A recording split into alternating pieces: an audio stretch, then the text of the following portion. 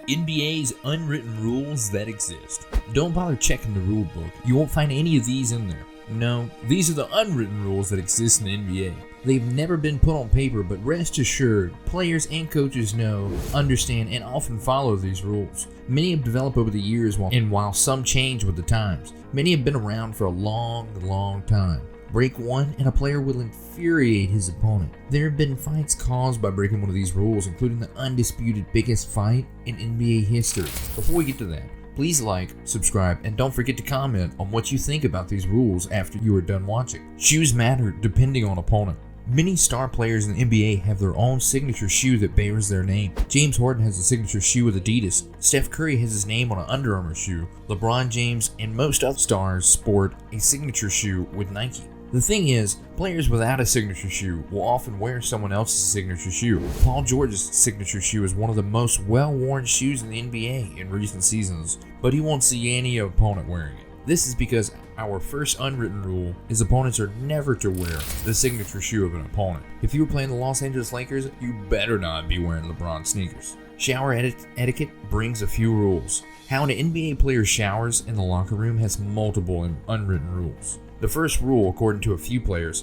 who have talked about it in the past, is simply showering often enough to not stink. Players have to share a locker room. One player not showering with the amount of players' sweat can cause problems with teammates who are nearby. Sometimes new players have to be verbally explained that they have to share the space and need to freshen up. Another unwritten shower rule is that veterans go first. Following a game, everyone needs a shower. Rookies have to wait. Veterans get first dibs and the line works its way down to the rookies who go last. Superstar treatment is real. The NBA may still deny this one, but the proof is in the games. Superstars get preferential treatment from referees. This can also be referred to as the Jordan rules. It all started with Michael Jordan. The best player in league history was always soaring through the air towards the rim. Barely touch him and it will get a whistle. Furthermore, don't expect a charge to be called even though it could be deserved. It's true of the defensive end as well. Jordan played a physical defense. While more of that was allowed in his day, referees were also not going to get Jordan into foul trouble for things he did in defense unless it was outrageous. Don't take a pointless shot. Most games are decided prior to the last possession.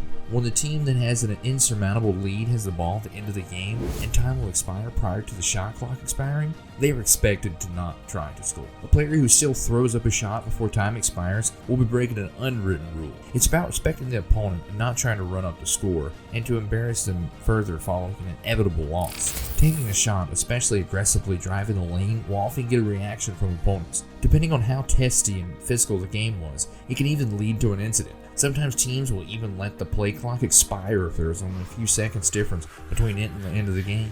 Tied to this one is also an unwritten rule for the defensive side in this scenario. If the team with the ball is content to stand just across half court and let time tick away without moving the ball, the defender is not to try and play in real defense. This means don't go for the ball, don't get uptight to the player as if you're playing a high press defense. Just let him stand there unopposed and accept the loss that is coming. Unwritten rule leads to biggest fight. Breaking an unwritten rule at the end of a game is one of the fastest and easiest ways to get opponents mad enough to want to fight. This is indeed what happened when the biggest fight in NBA history happened. The Malice at the Palace kicked off due to an unwritten rule violation. What was the unwritten rule? Don't make a hard foul at the end of the game when the outcome is no longer in doubt. The Indiana Pacers were up 15 points over the Detroit Pistons with less than a minute to go in the game. There was no way the Pistons could win. Pistons center Ben Wallace got some space in the lane and was going for an easy two right at the rim. Ron Artest, also known as Meta World Peace and currently going by Meta Ford Artest, should have let him score the meaningless basket. Instead, he forcibly hit Wallace with both hands from behind